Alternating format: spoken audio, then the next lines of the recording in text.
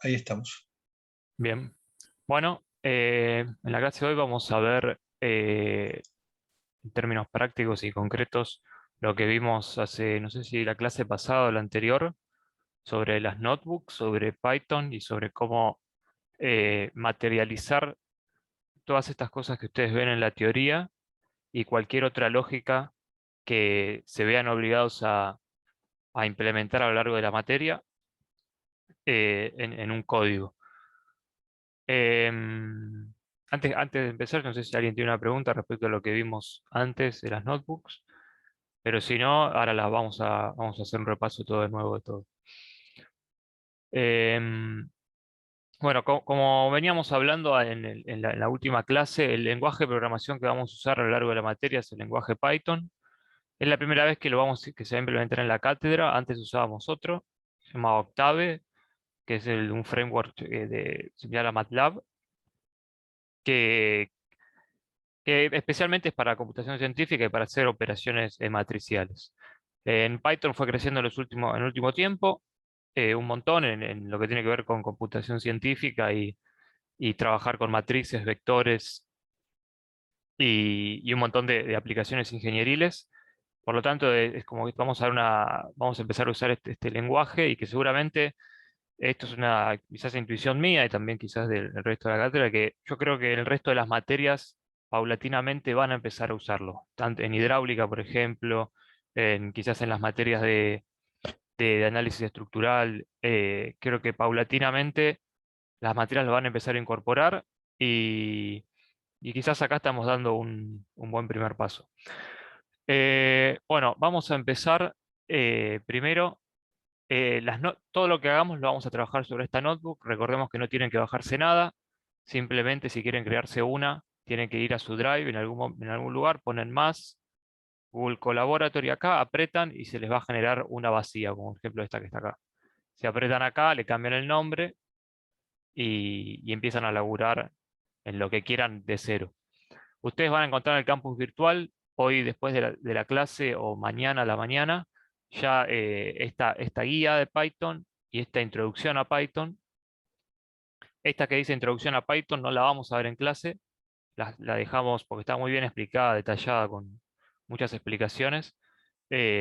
Confiamos en que ustedes van a usarlas y seguramente les terminen sirviendo para que vean más en profundidad los temas que damos en clase. En clase vamos a ver ejercicios directamente, vamos a ir directamente a ejercicios prácticos y a medida que resolvamos ejercicios prácticos voy a ir explicando distintas cosas, pero voy a usar esta guía de introducción a Python como guía, justamente. No para que la resuelvan quizás ustedes solos o sí, pero vamos a ir viendo todos los puntos en clase. No es un trabajo práctico, es una guía simplemente que vamos a ir resolviendo en clase. Ustedes la pueden ir también realizando en paralelo en sus casas o cuando quieran, pueden preguntar todo lo que quieran, tanto por el campus virtual o acá en clase, pero no es un trabajo práctico, no lo van a tener que entregar. Pero recomendamos firmemente, recomendamos que le inviertan tiempo, que no digan, no, practiquen, así los trabajos que vengan, prácticos que vengan, los van a resolver mucho más fácil. Em, entonces, esta guía solamente es para dotar al alumno de conocimiento básico de Python y practicar ejercicios con las librerías NumPy, Pandas y Matplotlib. Python es el lenguaje de programación y NumPy, Pandas y Matplotlib no son lenguajes de programación, son librerías. De hecho, así de grosso modo, son un paquete de funciones que otra persona desarrolló y que nosotros hacemos uso de esas funciones que otra persona desarrolló. No volvemos a crear la rueda, por decirlo de alguna manera, sino que usamos herramientas que otra persona ya desarrolló. Cuando digo otra persona, en realidad es una comunidad de gente, un grupo de gente que contribuye a la creación de librerías que cumplen un determinado propósito, ¿no? Hay algunas librerías, por ejemplo, la de NumPy es para hacer operaciones matriciales, nos permiten hacer multiplicación entre vectores, matrices y ese tipo de cosas de una manera muy rápida. Pandas es para manipulación de datos. Cuando querramos crear, por ejemplo, un archivo CSV, importar valores desde un Excel, manipular las columnas, crear nuevas columnas, multiplicar filas, obtener métricas de un determinado set de datos. Pandas nos facilita un montón eso. Y Matplotlib es para hacer gráficos. Tengo dos vectores, tengo un valor X, un valor Y, y puedo hacer un gráfico con esta librería Matplotlib. Puedo generar, no sé, definir una función f de x igual a x al cuadrado, y Matplotlib me va a permitir hacer el gráfico de esa función. Por eso digo que con esto ya se van a dar dando cuenta que un montón de las cosas que hacemos durante la carrera se pueden implementar con código, ¿no? Y yo no es que uno reemplaza los ejercicios a mano ni la teoría, sino que es al revés.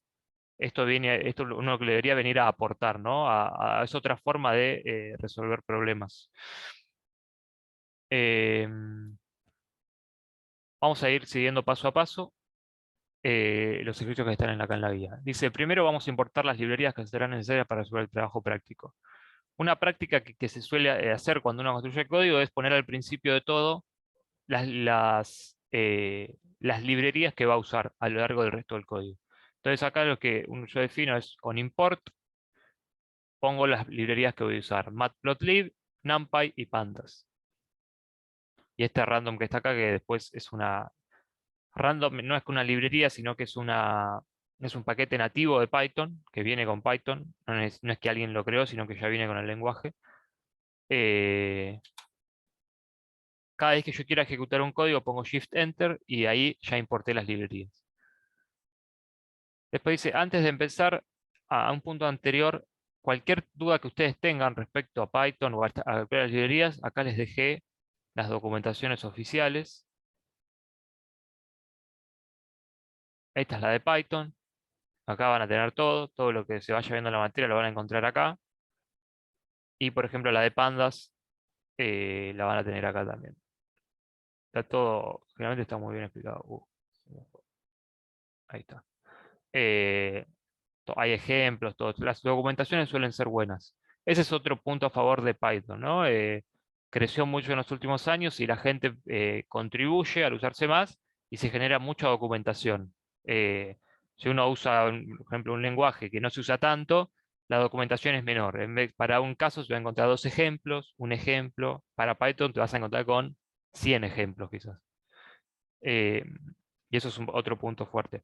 Yo recomiendo que cuando se enfrenten a un problema vayan a la documentación y lo traten de obtener de ahí. Creo que es una buena práctica y es un buen hábito. Em, legajo, acá dice, antes de empezar ingrese la variable del legajo. En la variable legajo, su número de legajo sin guiones ni puntos. Entonces, acá lo que estoy haciendo es guardar en la variable legajo este número entero.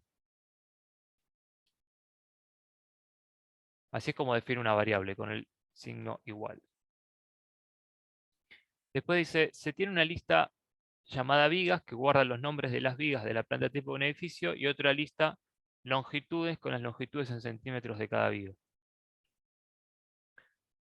Acá lo que estoy haciendo es guardar en la variable vigas una lista con nombres de vigas. Y en la variable longitudes estoy guardando varios números entre 0 y 100. Esto es random, entre un intervalo entre 0 y 100. Y acá este for i in range significa dame un valor aleatorio entre 0 y 100 10 veces. Eso es lo que dice ahí. Y guardámelo en una lista.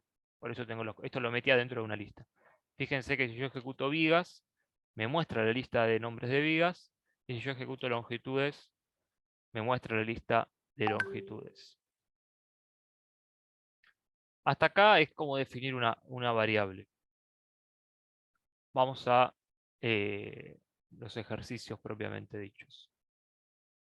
Acá me quedó, vamos a borrarlo, me quedó el curso anterior.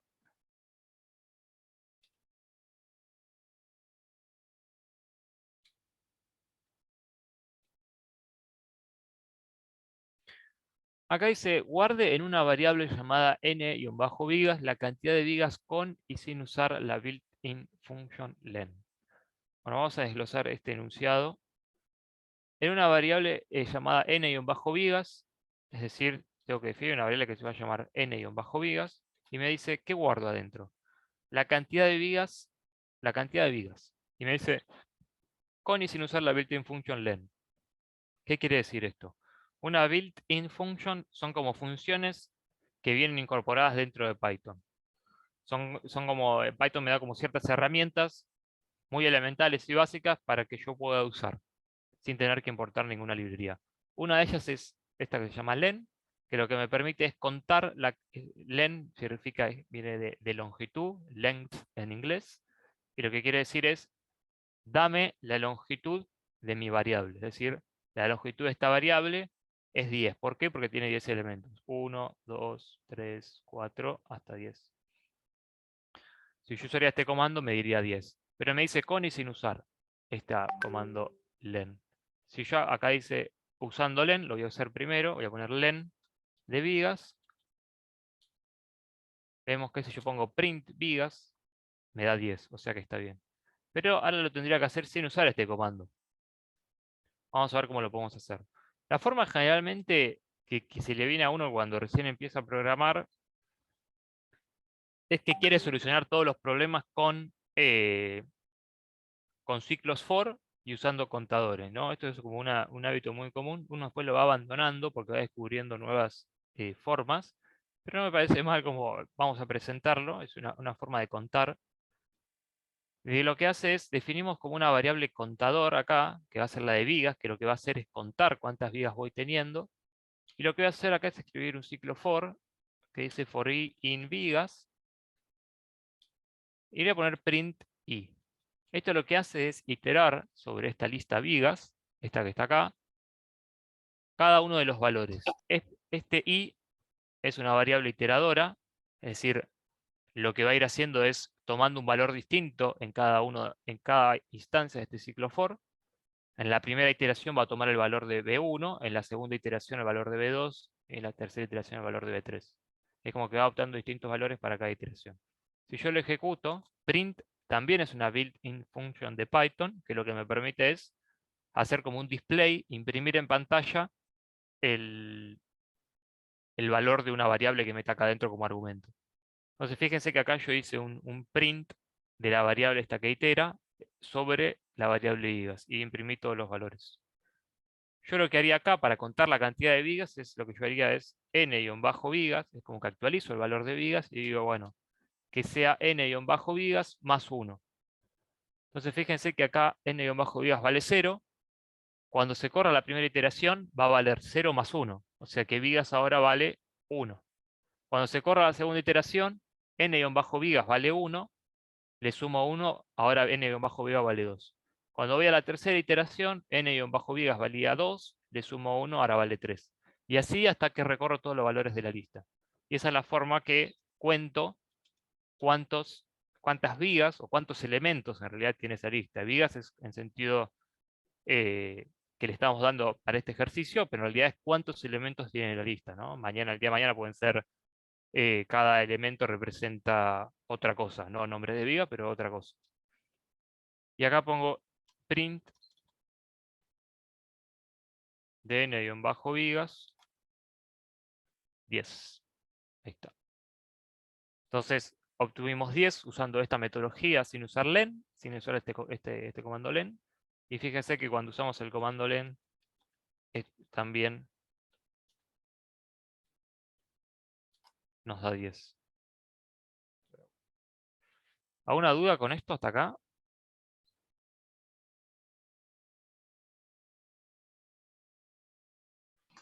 ¿Se puede frenar el valor? O sea, por más de que haya un total de 10, yo decir, bueno, lo quiero hasta, ponerle hasta 5, si es que llega a 5. ¿Se entiende?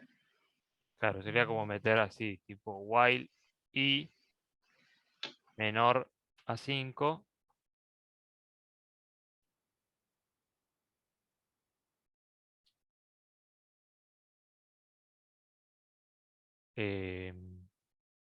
A ver el comando while cómo era. Eh, yo no suelo usar. El comando while en Python, no yo lo que suelo usar es. A ver, me está tirando esto. Me parece que el tema es el menor, ¿no? Sí. Ah, no, ya sé por qué. Acá hay un... Ya sé por qué me está tirando mal. Recordemos que print, cuando yo hago... lo voy a borrar por un segundo. Cuando yo hago print de i,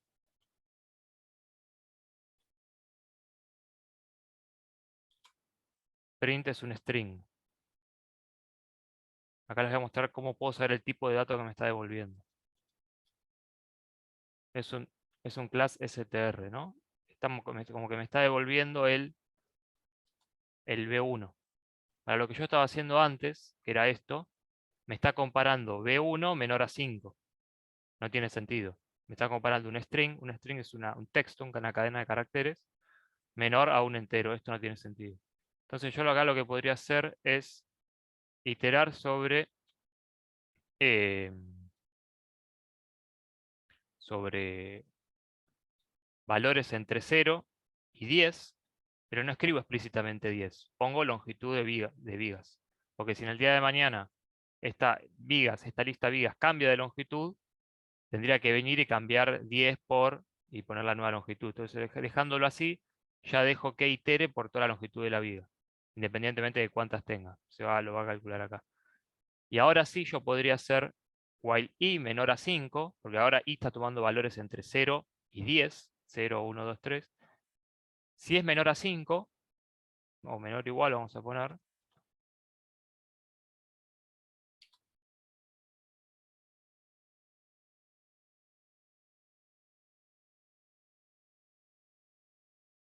creo que se me quedó en un loop infinito, ¿no? A ver.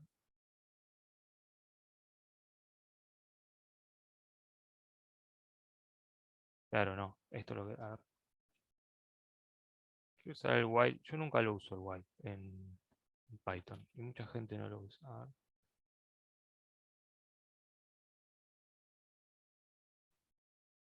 Esto es lo que iba a hacer. Profe, ¿esta lista de ejercicios está en algún lado? Va a estar subida hoy después de la clase. Ahí, si yo quisiera contar hasta las 5, por ejemplo, me va a contar la cantidad de vigas. ¿Por qué me está tirando 6 vigas si yo quise contar hasta las 5? Porque Python cuenta a partir de la posición 1, el primer elemento de una lista, no es la posición 1, sino que la posición 0. O sea, esta es la posición 0 y esta es la 1. Por eso me está tirando 6. Si yo quisiera hasta la 5, tengo que contar hasta la 4, ¿no? Sería 0, 1, 2, 3, 4. Entonces, mientras que sea menor a esta, la voy a contar. Y si no, lo freno. Y ahí quedaría.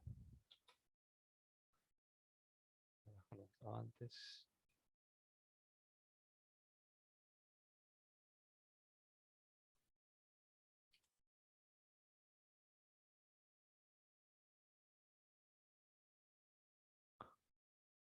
Acá no lo vamos a hacer en clase, lo dejo si ustedes lo quieren hacer. Es una forma de comprender lo que está haciendo el código y tener control sobre el código es tratar de que escriban o aunque sea vocalicen, entiendan lo que está haciendo el código en cada una de este proceso, ¿no? Entiendan qué es len, qué es print, qué significa for i in vigas. Traten de verbalizarlo y conceptualizarlo y creo que así uno entiende mejor lo que está haciendo. Después dice, este segundo ejercicio dice, evalúe usando expresiones booleanas si existe la misma cantidad de elementos en ambas listas.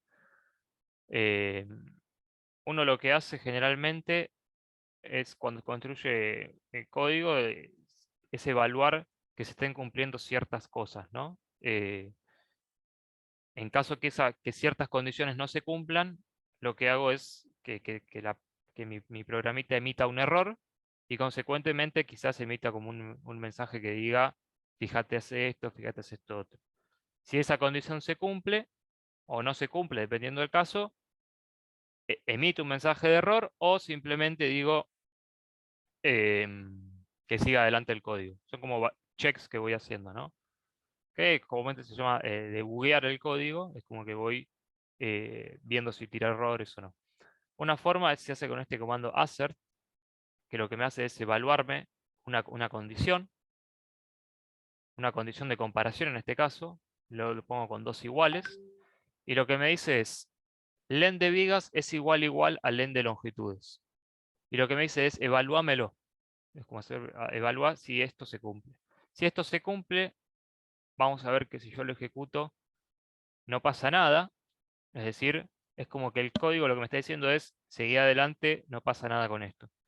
Si esto no se cumpliría, por ejemplo, supongo que len de vigas, recordemos que len de vigas vale 10. Si esto no se cumpliría y pondría que vale 7, me tira una assertion error para el cual yo tendría que generar una excepción. O sea, cuando aparezca una assertion error, cuando esto no se cumpla, va a aparecer este error y más adelante después vamos a ver cómo generar estas excepciones, ¿no? De que si aparece este error, hacer X cosa o seguir este otro camino. Algo que iba a decir, me olvidé. Pero bueno, nada. Eso. Profe, una consulta. ¿Qué dijo que significaba assert? Hacer lo que O hace, sea, ¿qué hacía la función? evalúa si la condición que vos pones acá se cumple o no. Si yo pongo esto es como estoy comparando y me va a devolver un booleano que es true o false. Si esto es igual, si esta comparación se cumple, es decir, lo que está acá es igual a esto, me tira true. Lo puedo hacer con un ejemplo más, quizás más evidente. 4 igual a 4, me tira true, pero 4 igual a 10, no, es false.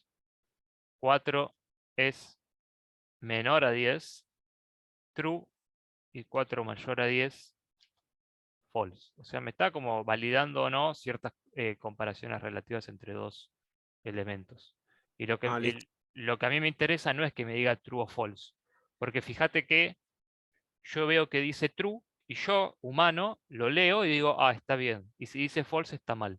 Pero yo lo que quiero es decirle a la computadora que cuando dice true está bien y cuando dice false está mal. Eso es lo que hace el assert, ¿no? Lo que me está haciendo es evaluarme si esta comparación está igual, y si está igual, está ok, o sea, válido.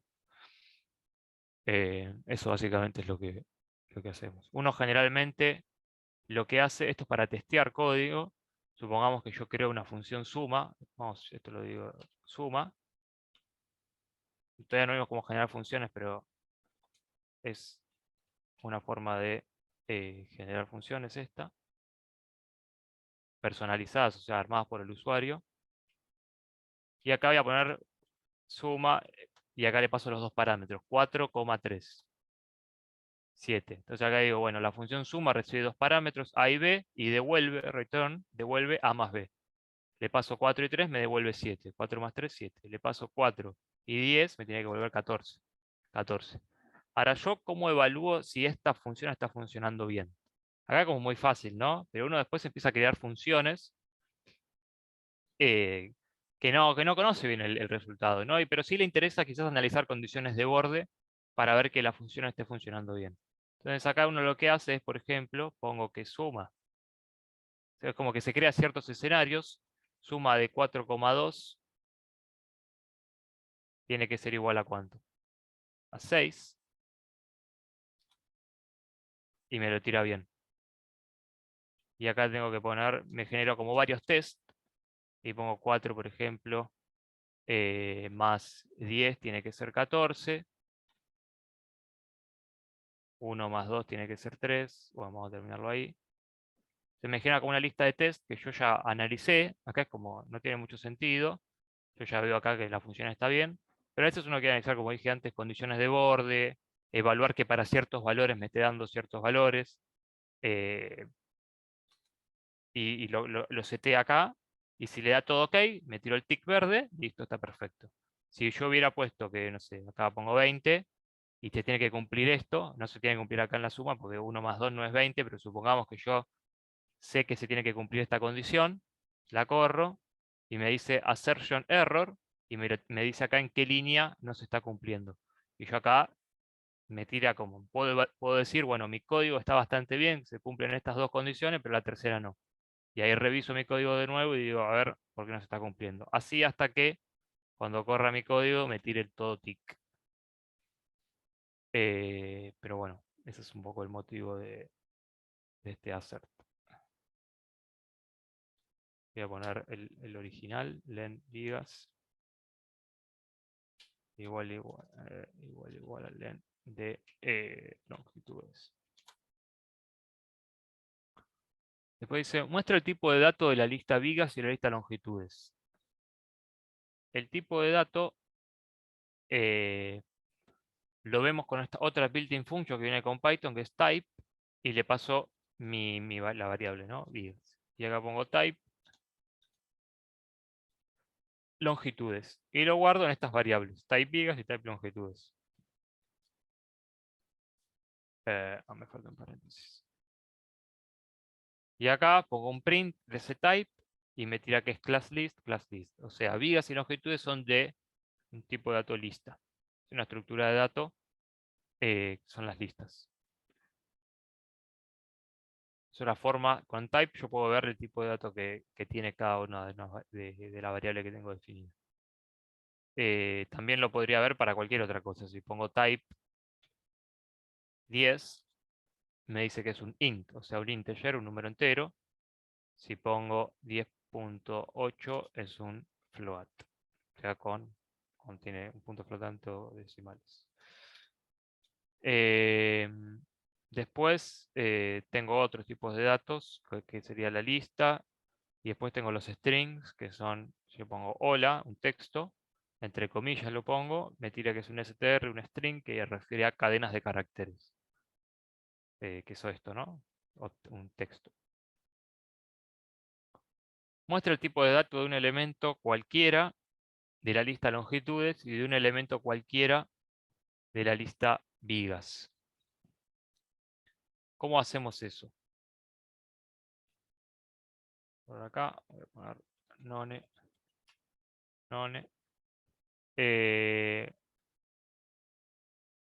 Muestra el tipo de dato de un elemento cualquiera de lista longitudes. Fíjense que dice de un elemento cualquiera de lista longitudes. Yo lo que estoy queriendo es acceder, recordemos que la lista longitudes es esta.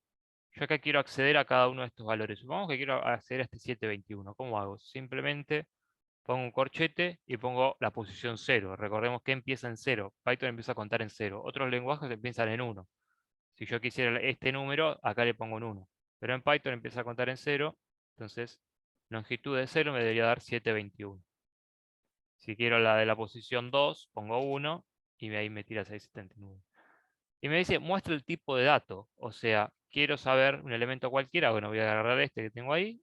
Y el tipo de dato lo meto entre paréntesis, le pongo type y me tira que es un número entero. Fíjense que si esto lo hago para la de vigas, me tira que es un str. ¿Por qué? Y porque los elementos de la lista vigas son strings. Son los nombres. O sea, el tipo de dato de un elemento, del elemento 1 en posición 1 de la lista vigas es un string. Y el tipo de dato del elemento en posición 1 de la lista longitudes es un número entero, que son las longitudes. Entonces acá simplemente lo que vamos a hacer es type vigas element, el elemento de la type vigas 1, 1, ahí. Y acá type longitudes 1. Lo ejecuto, lo guardo en esta variable y le hago un print. Y ahí me tira el de vigas es un string y el de longitudes es un entero. ¿Alguna duda hasta acá? Siempre va el guión bajo entre cada palabra. Cuando queremos definir variables, es un buen punto ese, que lo doy por sentado a veces. Yo no podría, por ejemplo, si quisiera poner type vigas element es igual a 4, esto no se puede. Siempre el nombre de las variables tienen que ser como una cadena de caracteres toda consecutiva, tampoco pueden ser números, no puedo decir que la variable 45 es 4, sino que tengo que poner una cadena de caracteres y cuando si quiero poner varias palabras, por ejemplo, cantidad de vigas es igual a 4, la separo con guión bajos. Hay un punto también que hay convenciones, uno no puede escribir lo que se le canta, obviamente que si uno está solo y hace un código para vos mismo, puedes escribir lo que se te cante, pero hay ciertas normas que uno tiene que cumplir cuando construye el código que después porque la mayoría, por ejemplo, si uno trabaja en una empresa o quiere contribuir a un código de código abierto significa que el código está explícito. Por ejemplo, no sé, el código de cierto software son de código abierto, son públicos, uno puede ir y ver qué es lo que hace todo ese software. Hay ciertos otros que no, de algunas empresas, de Microsoft, no lo puede ver. Pero los de código abierto sí. Cuando uno quiere contribuir a un código de código abierto, es decir, uno lo que puede hacer tranquilamente es ir, fijarse y decir, bueno, quiero agregarle esta funcionalidad. Lo que hace es agarrar ese código, le agregas algo y lo volvés a enviar. Alguien te lo revisa y te lo aprueba y tu código empieza a ser parte del código original. Entonces, cuando vos querés contribuir, no puedes escribir no puedes escribir como se te ocurra. Esto es como todo, ¿no? O sea, uno tiene que seguir ciertas normas para que no sea cada uno escribiendo lo que quiera. Esas normas están acá. Pep. Vamos a ver, Pep 8 Python.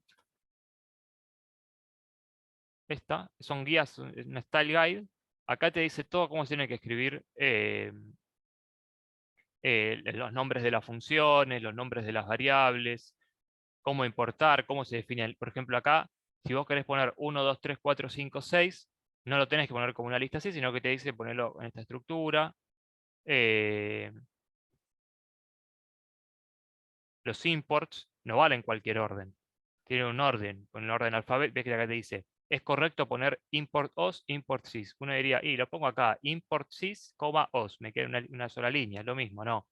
La forma correcta es esta, una línea para cada import, para cada librería que importo, y esta forma está mal. Y así para un montón de cosas. Esas preguntas de usar guión bajos, el nombre de las variables y demás.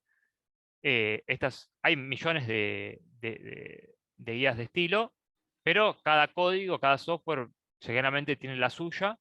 Y lo que pasa cuando vos, por ejemplo, subís, lo que se le dice pushear tu código, es mandar tu código al código original. Y lo que te hace es rebotártelo. ¿Por qué? Porque te hace como un escáner de si estás cumpliendo todas estas normas. Y se va a fijar que definas las variables con los nombres que tiene, con la forma correcta, que estructures tu código de la forma correcta. Y si vos no lo haces de esa manera, te lo rebota, ¿no? Y te dice, che, acá tenés que cambiar el tipo. Quiero ver si está el nombre de las variables. Puede ser que esté por acá.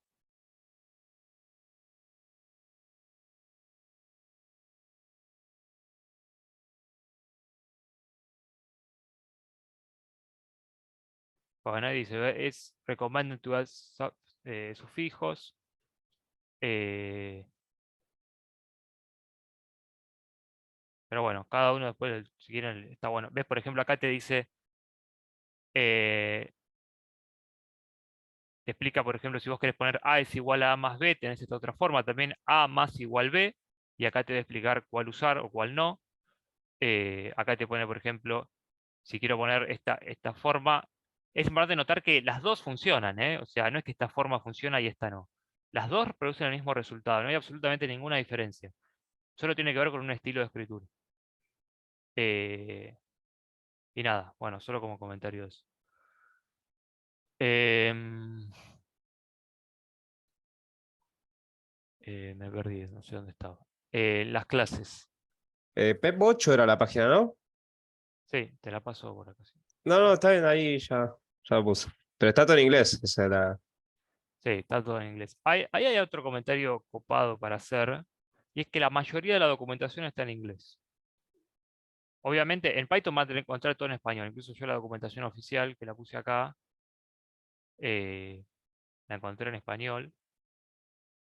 Pero la gran mayoría de las cosas está en inglés. La mejor documentación está en inglés. eh, el código se escribe en inglés.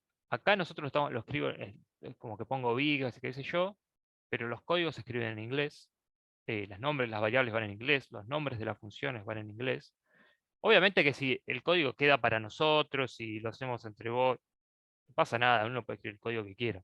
Ahora, si estamos hablando de código, cuando uno ya se vuelve un profesional y realmente está construyendo código que va a leer otra gente, que otra gente va a construir cosas, generalmente los códigos son modulares, vos haces una parte, otra persona hace otra, y se necesita cierta coordinación, los nombres van en inglés.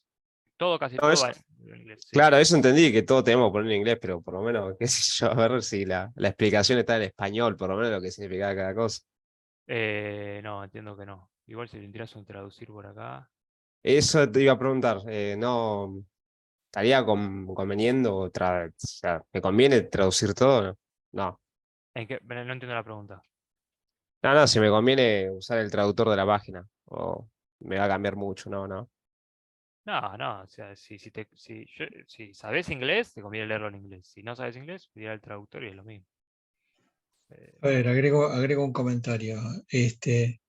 Y hoy por hoy el inglés es el idioma universal y entonces van a tener, de cualquier tema que quieran averiguar algo, siempre va a haber más cantidad de material en inglés que en otro idioma, en español. Y entonces tienen más chances de encontrar algo que sea mejor explicado, más claro, con más detalle. O sea, la posibilidad, y no solo la posibilidad, la verdad que se encuentra mejor material en inglés que en castellano. Y aparte, el lenguaje técnico, que es lo que se usa en ingeniería, tiene un vocabulario bastante reducido. No es que hay que aprenderse un montón de palabras, ¿no? O sea, yo recomiendo que traten de usar el inglés y pueden usar el traductor, pero para verificar, confirmar lo que ustedes pensaban cuando lo estaban leyendo en inglés. Sí, Y coincido. simplemente un comentario anecdótico, ¿no? En la Edad Media el lenguaje científico que se usaba era el latín, ¿no? O sea, imagínense lo que debe ser si hoy usáramos latín en vez de todo esto. Bueno, nada más. ¿No? Adelante. No, no, pero está bueno el comentario y como aparte, en paralelo a la materia, como decir algo que suma que les va a sumar para el que sabe inglés, ya sabe, pero para el que no y está como siempre luchando, creo que vale mucho la pena invertirle tiempo, dedicarle, porque abre muchas puertas, no solo en el nivel profesional, sino, como decía Claudio, el contenido, ¿no? Al menos yo personalmente, cuando busco en inglés directamente porque te aparece información, mejor información, mejor documentación y, y quizás te encontrás con un video que responde a un tema, a una pregunta tuya que tenés, que está solo en inglés, por ejemplo. Y en español no está, y eso es una gran diferencia, ¿no? Porque vos te privás de ese contenido por no entender el lenguaje. Creo que es una ventaja competitiva muy fuerte y que, no, que sin dudas vale la pena. A veces se da como por sentado, pero que al que está ahí en la duda, que nunca lo, creo que es fundamental. Bien. Eh, bueno, sigamos con esto. Muestra el tipo de dato, bueno, esto ya lo vimos. Y acá nos mostró que los elementos viga son de tipo string y los elementos longitudes son de tipo entero. Guarden una variable llamada longitud. Vamos a borrar esto acá.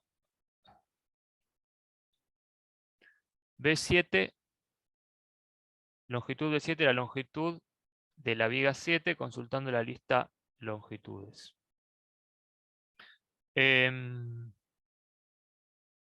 Vamos a leerlo de nuevo. Guarden una variable llamada longitud B7, defino la variable longitud-B7 y ahí le guardo este valor none por ahora y ahora lo voy a completar con algo para que me lo guarde acá.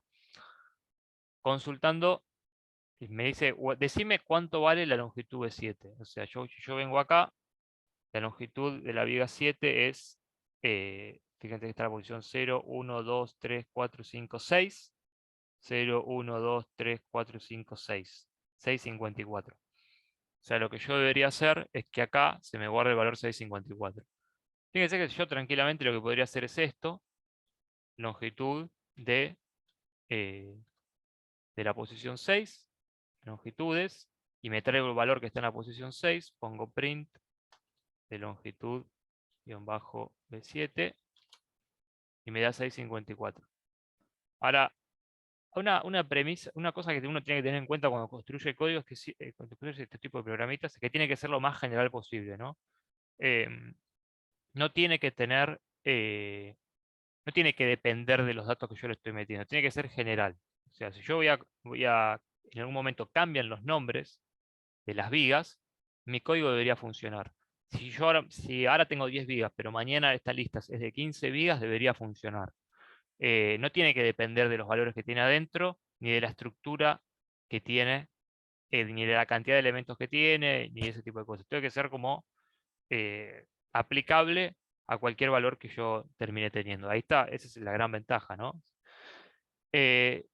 ¿Por qué por qué está mal hacer esto? Porque si yo en el día de mañana la viga 7 está en la posición 1, por ejemplo, o sea, acá pongo la viga 7, por ejemplo, acá, puede ser que la persona que ordenó las vigas lo puso en distinto orden, o no importa, o no sean vigas, sino que sean, por ejemplo, materiales de construcción. Y este primer valor sea hormigón, este segundo valor sea acero, este sea madera. Y acá en la lista de longitudes tengo uno que se llama, no sé, módulo de elasticidad, y tengo el módulo de elasticidad para el hormigón, para el acero y para la madera. Entonces ahí no hay un orden secuencial. Yo no sé si llamar a la posición 7, a la 1, a la 2, no sé. Simplemente tengo que fijarme en qué posición está la viga de mi interés o el material que me interesa y consultar esa misma posición en la otra lista. ¿Eso cómo lo hago?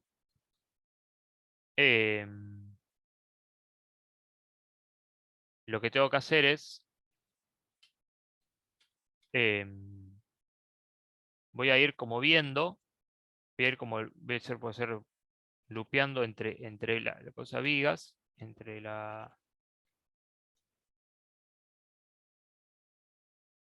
vigas, y con esto lo que hago es ir claro, print i. Ahí está. Y ahí lo que voy a hacer es como iterar a través de todos los elementos de la lista vigas. Y acá lo que voy a agregar es un condicional, es decir, en caso que sea igual a B7,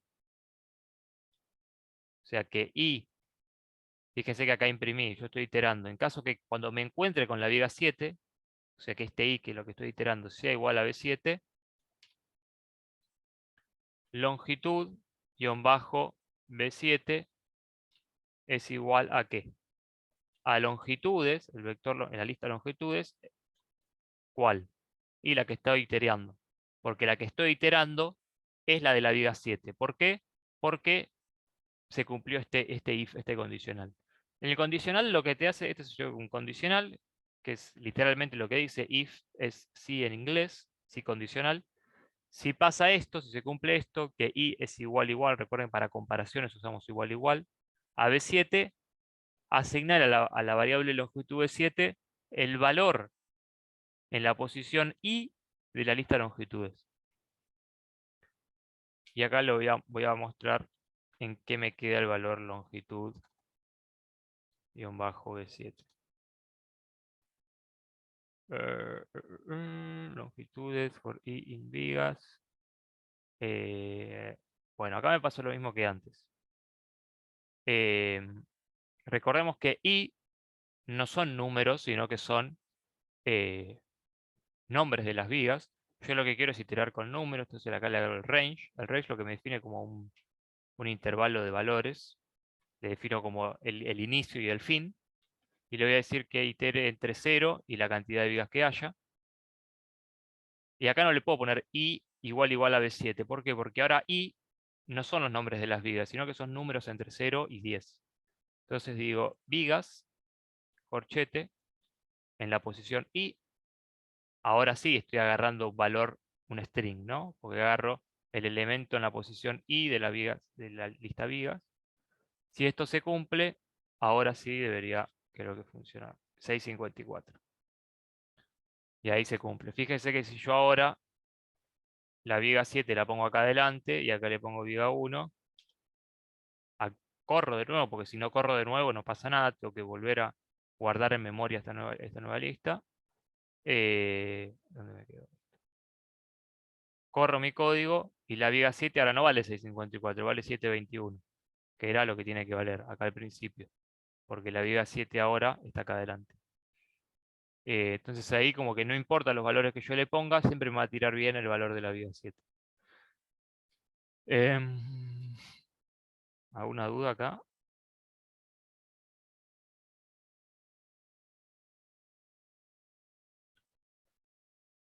Bueno. Después van a descubrir ustedes que para resolver este problema, supongamos que esta len de vigas tiene 10 elementos nada más. Pero si uno está trabajando con cosas grandes, tiene capaz, puede ya tener 1.000.000 de elementos, puede tener 100.000 elementos. Y este loop que hace, tarda. Generalmente es bueno, estos ciclos for es como una de las cosas más utilizadas, pero cuando ya tengo que iterar sobre varias cosas, hay un concepto que se llama vectorización, que yo lo que hago es tratar de hacer... ¿Por qué las operaciones con matrices tienen tanta relevancia o de matriz con vector? Porque son mucho más rápidos computacionalmente que andar iterando. Entonces, si ustedes lo piensan, por ejemplo, la multiplicación entre una matriz y un vector, no es más que ir, si recuerdan de álgebra más o menos, una matriz de 3×3 por un vector de 3×1, lo que era es ir iterando. Ustedes hacían eso, incluso recuerdo que en álgebra se escribía. Era agarrar el primer valor, el elemento 1, 1 de la matriz, multiplicando por el del vector, después el elemento 1, 2, multiplicado por el segundo valor del vector, el 1, 3. Y lo que hacían era iterar, o sea, ahí no se daban cuenta, pero ustedes estaban haciendo como un ciclo for, en el que iban elemento a elemento, iban multiplicando y sumando. NumPy, que es esta librería que después vamos a ver más adelante, quizás la semana que viene, y después van a usar en los trabajos prácticos seguramente, lo que hace es permitirte hacer operaciones con matrices o sea, muy rápido, ¿no? Sin necesidad de andar iterando elemento por elemento. Cuando uno usa un ciclo for, generalmente tardan. Si hace una cosa chica, no pasa nada. Pero si ya se empieza a meter con cosas grandes, incluso for anidados, es decir, meto un for acá y abajo le meto otro for, y itero dentro de otro for, ya se empieza a complicar. Y vamos a ver el potencial que tienen las operaciones con matrices, ¿no? Que me permiten muchas veces, evitar los ciclos for y plantear operaciones como las operaciones entre matrices. Y acá, como comentario que justo decía de anidar for, hay una regla, generalmente, creo que no es una regla escrita, pero si vos superás como 3 for anidados, esto ahora capaz suena raro, pero es algo que suele pasar. Yo pongo un for y adentro quiero meter otro for y adentro meto otro for. Ya cuando llego al tercero ya me tengo que replantear la lógica de lo que estoy haciendo porque seguramente haya otra manera de hacerlo, ¿no? Es como una herramienta, por decirlo de una manera, muy adictiva usar el for, porque entiendo a pensar que todo lo tengo que solucionar con un for, pero uno que cuando va aprendiendo nuevos recursos va obteniendo códigos más estructurados, vectorizados, ¿no? Pero bueno, ahí me fui de tema, después más adelante vamos a ver eso. Este dice, cree un diccionario llamado longitud de viga que vincula el nombre de la viga con su longitud. Cree un diccionario. Un diccionario es otro tipo de dato. Un diccionario lo que tiene, como las listas eran esto, 1, 2, 3, una lista de valores enteros. Algo que no mencioné también es que las listas no tienen que ser todas del mismo tipo los elementos. Yo puedo tener 1, 2 y acá meter un string. Hola, ¿cómo estás? Y acá meter un float 0.7. Y acá incluso meter otra lista. Puedo meter otra lista que se llame hormigón acero. y ahí me queda la lista. O sea, las listas son estructuras de datos que pueden tener cualquier cosa adentro. Distinto de los arrays, que vamos a ver después, que son como vectores, los vectores siempre tienen números adentro. No, perdón, no es que tiene números, sino que creo que siempre tiene el mismo tipo de dato, una cosa así. Las listas yo puedo meter lo que sea adentro. Pero bueno, el diccionario, estas son las listas. El diccionario es una cosa que viene así, con esta estructura, donde yo defino, por ejemplo, A0, dos puntos. Vamos a ir con el ejemplo de la viga. B1, dos puntos, 100. B2, dos puntos, 150. Y lo que tengo es un diccionario, literalmente. Para la viga 1, la longitud es 100. La viga 2, la longitud es 150. Si yo, y esto lo guardo en una variable, por ejemplo, diccionario, es igual, ahí lo guardé, y ahora quiero saber diccionario, a ver si pongo keys. Si pongo keys, lo que me tira son cuáles son las claves de este diccionario, con qué valores puedo acceder. B1 y B2. Bueno, voy a acceder con B1, pongo ahí, siempre que quiero acceder a algo es con los corchetes, pongo B1, y me tira que la viga B1 es 100. Si yo acá incluso le cambiaría y le pondría diccionario de longitudes,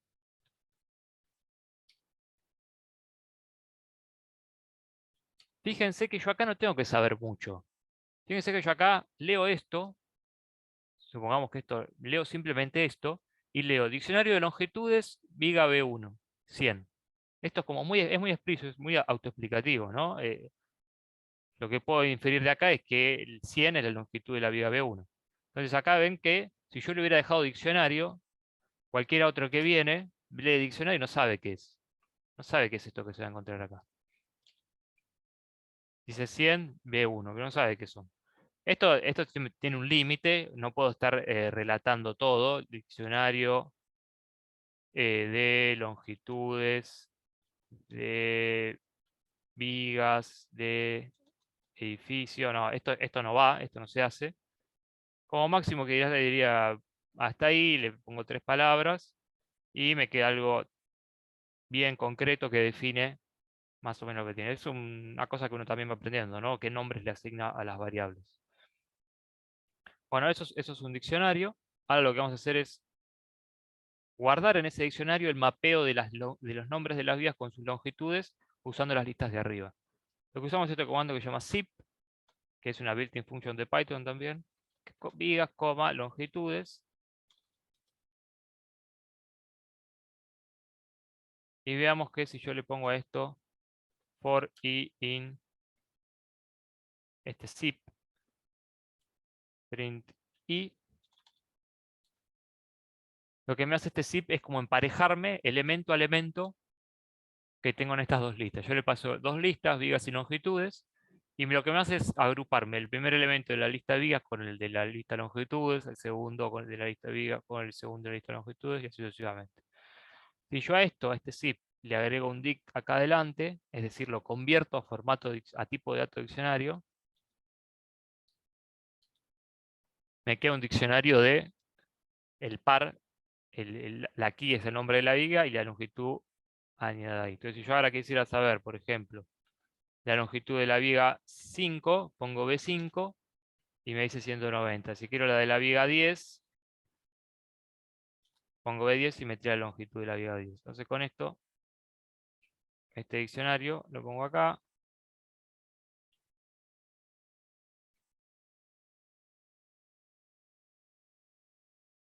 Print. Y ahí me queda el diccionario. Este bucle dice, creo un bucle for que itere sobre la lista de longitudes y hago un print de cada una. ¿A alguien se le ocurre cómo hacerlo? El último. Este es fácil. Si alguien se quiere arriesgar. Dice, crea un bucle for que itere sobre la lista de longitudes y haga un print de cada una. Es decir, tengo que imprimir todas las longitudes que tengo en la lista longitudes, justamente.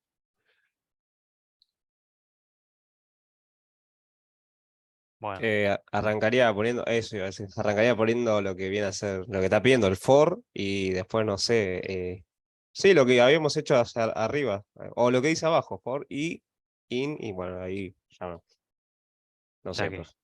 está bien, está muy bien. For i in longitudes, Y poner, una lista o no. ahí itero sobre la lista longitudes. Y acá que me falta, es una cosa muy sencilla lo que falta. For i in longitudes, lo que yo quiero devolver acá es la longitud. Eh, ¿As era o no? ¿Cómo? Ah, no, no, Primero, no, primero no. es un print, o sea, quiero imprimir algo. Hago el print de qué. Y acá, usted porque quizás no lo tienen ahora, pero empiezo a probar también, ¿no? Pongo print de i y me tira las longitudes. Y ahí está, simplemente eso. Si yo hubiera puesto acá el range, como vos dijiste antes, el que estaba abajo, 0, len de longitudes, o sea, itero entre 0 y la cantidad de valores que hay, de elementos que hay en longitudes. Si yo pongo print i, ¿qué pasó acá? Me falta un paréntesis. No me tira las longitudes. Si hubieran hecho usado este camino. Pero no está mal. Lo único que tienen que hacer es, ¿qué? ¿Cómo arreglarían esto? Para obtener no 0, 1, 2, 3, 4, 5, 6, 7, 9, sino las longitudes, los valores, cuánto miden centímetros. ¿Cambiar el nombre o no? ¿A qué? A len, longitudes, y no sé. Fíjate que esto está bien, te está tirando como números y que en cierta forma son las posiciones dentro del vector longitudes. Entonces yo lo que quiero ahora es accedo dentro del vector longitud, dentro de la lista de longitudes a cada elemento que voy iterando y lo muestro. Imprimo y ahí me los tiro. ¿Por qué? Porque con esto yo lo que hacía era acceder a cada elemento dentro de la lista de longitudes. Entonces cuando acá i valga 0, lo que voy a imprimir que es longitudes en la posición 0, que es 721. Cuando i pase a valer 1, imprimo longitudes en la posición 1, que es 679. Pero bueno, es difícil un poco igual cuando alguien te lo explica así acá, si lo practican ustedes, si se sientan 5 minutos a hacer esto, se van a dar cuenta que es bastante intuitivo si lo ejercitan. Pero como les decía, traten de también vocalizarlo y decir, bueno, está viniendo para acá, que no se transforme en un autómata, sino en entender lo que está haciendo. Perdón, Leonel, Eh, ya estamos casi a la hora. ¿Qué le recomendarías a los chicos los pasos a seguir ahora? Bien, lo que les recomiendo es que cuando estén subiendo estas notebooks, agarren esta, si quieren, y la empiezan a leer. Van a ver todo lo que vimos ahora, pero con más explicado. Fíjense que cada línea tiene un comentario y ven todo esto, el comando type, print. Van a ver también los ciclos for por acá. Fíjense todo lo que está explicado. El comando if. Bueno, un montón de cosas más. Les diría que empiecen por acá mirando o directamente se vienen acá a la guía de introducción a Python y resuelven todo esto, si quieren de nuevo. Y si se animan a seguir con los otros, pero igualmente los vamos a ver la semana que viene. También, ¿qué les iba a decir?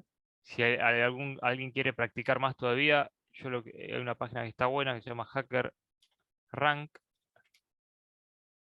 que tiene tiene como distintos ejercicios, por ejemplo, Python if else, y pone Solve Challenge, bueno, se tienen que crear una cuenta simplemente, y acá ustedes pueden practicar un montón de cosas, ¿no? Les da el enunciado y cada vez que se equivocan les explica y demás. Esto para el que quiere practicar más todavía.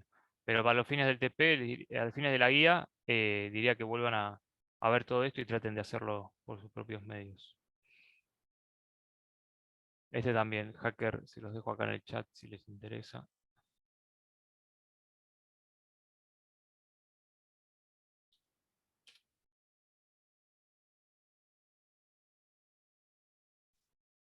Bueno, ¿alguna duda que haya quedado?